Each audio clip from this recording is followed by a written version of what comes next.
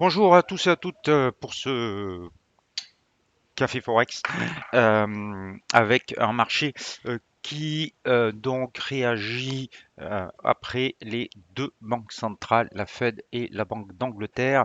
La Fed qui nous a donné un discours, on va dire, plutôt consensuel et pas aussi agressif que ce que les marchés redoutaient, d'où la respiration du dollar hier.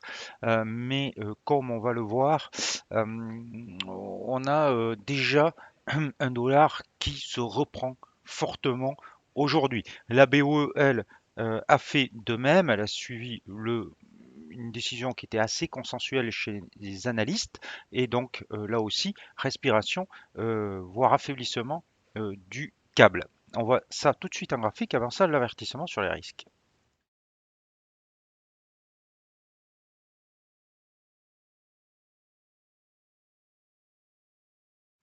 Voilà, et donc comme je vous le disais, vous pouvez voir à l'écran, donc sur le graphe, cette réaction du dollar, cette respiration hier suite à l'annonce de la Fed, qui a donc bien relevé ses taux de 50 points de base et réduit son ou va réduire son bilan à partir du mois de juin de 95 milliards, mais 95 billions, pardon, mais pas de hausse de taux de 75 points de base ni annoncé, ni à venir, d'après le discours de Jérôme Powell, d'où un ton jugé plutôt accommodant. Alors, j'aime pas trop dire ça parce que c'est vraiment pas un ton accommodant. En fait, il est juste un petit peu plus soft que ce que les marchés redoutaient.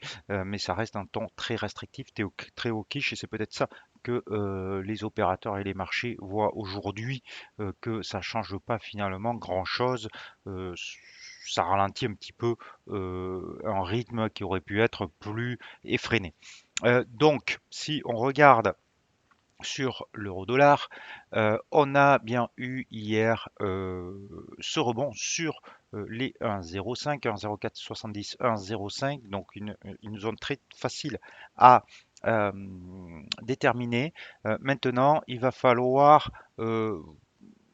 que euh, l'eurodoll dépasse cette moyenne mobile à 13 périodes qui, vous allez le voir, fait office de résistance ou de point haut sur les 24 dernières heures sur beaucoup de paires de devises. Pourtant, c'est pas une moyenne mobile qui normalement engendre beaucoup de prises de bénéfices, mais là pour le coup c'est le cas. Et donc on va voir si finalement le dollar est dans une forme de latéralisation uniquement, ou s'il va y vraiment avoir un rebond des devises contre le billet vert. Si on arrive à dépasser cette moyenne mobile à 13 périodes, c'est-à-dire grosso modo le plus haut d'hier, on devrait aller chercher un 0,760. Par contre, si on revient sur et on casse un 0,5, cette fois-ci, je pense qu'on ira sur un 0,340 qui est le plus bas de janvier. Entre les deux, me direz-vous, ben, entre les deux, on est dans une zone qui est maintenant complètement neutre. Donc, le chandelier d'aujourd'hui sera euh, aussi, sinon plus important que celui d'hier. On va aller voir donc le câble qui est l'autre devise qui fait l'actualité, puisque les deux devises qui forment cette paire étaient concernées par des décisions de banque centrale. Et donc, vous voyez cet avalement baissier ici, donc qui forcément qui casse en plus le plus bas du mois. Donc difficile, alors, difficile d'être acheteur, bien sûr, et c'est évident. Tendance baissière, avalement baissier. Maintenant, il va falloir bien regarder ce soir si on clôture en dessous ou au-dessus du point bas. Mais pour l'instant, si on clôture comme ça, je vois pas trop ce qui pourrait empêcher le câble d'aller chercher 1,2250. Par contre, si on arrivait à rebondir sur ces niveaux, on aurait peut-être une divergence haussière. Donc, vous voyez, c'est pas facile à interpréter. Simplement, euh, c'est la baisse qui prévaut et la configuration comme elle est là, actuelle de ce chandelier, pour moi, on va aller plus bas pour aller chercher un 22,50. D'ailleurs, le câble, il s'était arrêté un petit peu ici de nulle part, il n'y avait aucun support, rien du tout. Donc, on peut le voir très bien comme une consolidation en drapeau et une reprise de la tendance qui prévalait avant, selon la théorie, et donc on irait sur à minima 1,2250, peut-être voire 1,2080. Voilà. Donc baissier sur le câble à nouveau.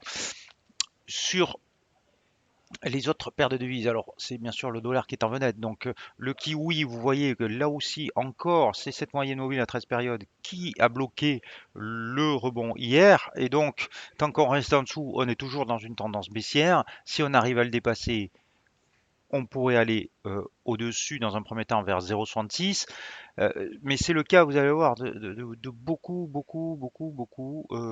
de devises. Si on prend le dollar suisse, là, on n'est même pas allé sur la moyenne mobile à 13 périodes. La respiration s'est arrêtée bien avant, mais on reprend à nouveau la hausse sur le dollar suisse.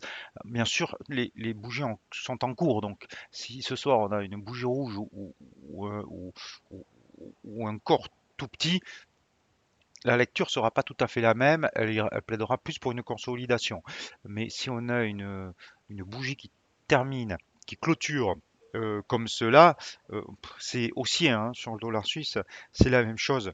Sur le dollar yen, vous voyez cette mobile à 13 périodes qui fait office de support à cet endroit ici, hop, ici, à nouveau le lendemain et à nouveau hier et à nouveau aujourd'hui.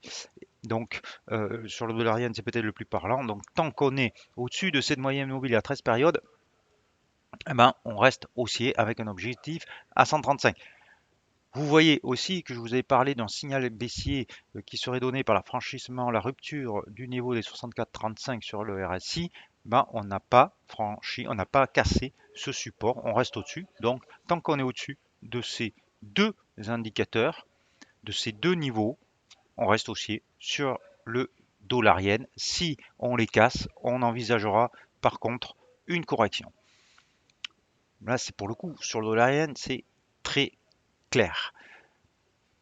On va aller voir l'OCI parce que l'OCI, ce qui est intéressant, c'est que c'est peut-être la devise qui est la plus forte contre dollar, puisque vous savez que la Banque centrale d'Australie, cette semaine, j'en ai parlé, a haussé ses taux pour la première fois depuis très longtemps, et donc on a eu cette réaction de l'OCI contre dollar. Aujourd'hui, on a vu que le dollar se reprenait, donc on a une correction, mais beaucoup plus tenue, beaucoup plus petite, beaucoup bien plus limitée que sur les autres paires de devises. Donc si vous voulez jouer, à mon avis, une respiration du dollar, une baisse du dollar, qui pour l'instant n'a pas l'air de trop de se matérialiser, mais c'est contre l'OCI qu'il faut le faire, c'est acheter l'OCI qui semble être la meilleure solution.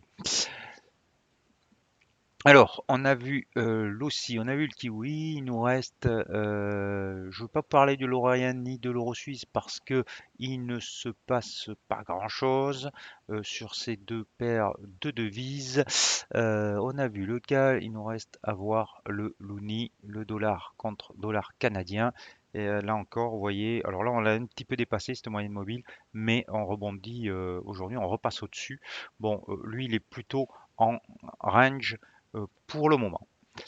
Voilà ce que je pouvais vous dire aujourd'hui après le discours des deux banques centrales, donc qui finalement a donné lieu à une respiration de dollar qui pour l'instant est vraiment de très limitée, de courte, très très courte durée. D'où l'importance des chandeliers de ce soir et de demain, parce que demain, n'oubliez pas, vous avez le chiffre du chômage qui, même si on regarde beaucoup plus maintenant l'inflation, euh, le chiffre du chômage reste un chiffre majeur de l'activité économique et pourrait aussi avoir son importance pour la lecture sur les prochaines heures du Forex. Je vous souhaite un très bel après-midi, je vous dis à demain, ciao ciao.